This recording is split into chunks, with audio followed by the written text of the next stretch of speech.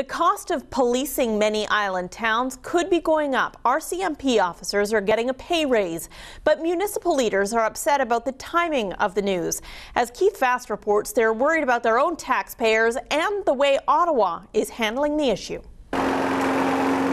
Like a lot of people, Gordy Logan is taking advantage of the long weekend sunshine to get some yard work done. But come Tuesday morning, the Colwood councillor could be trimming the city budget instead of the lawn, after news broke that RCMP officers are getting a pay raise.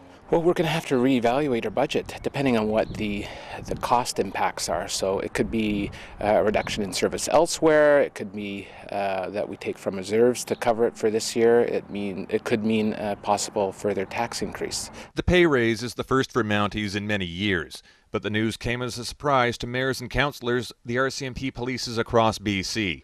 Local governments that use the force pay the lion's share of costs. 90% for cities larger than 15,000 people, 70% for smaller towns.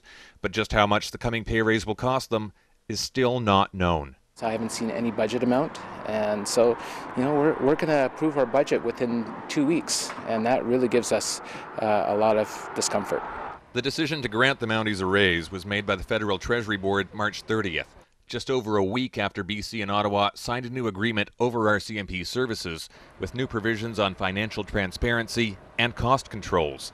That new deal came into effect 2 days after Ottawa had already okayed the higher pay package. It really goes against what they were committing to, and really it's disrespectful. We want to work with our federal and provincial partners, and this hasn't been a good start.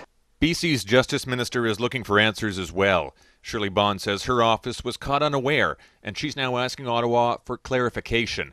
Meanwhile, in Esquimalt, the town is waiting for word from Shirley Bond on its request to have the RCMP take over from the Victoria Police Department.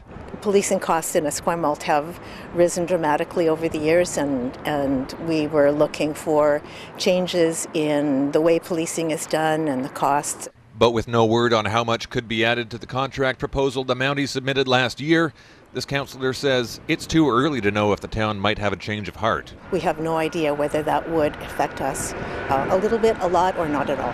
One more question that may be answered next week.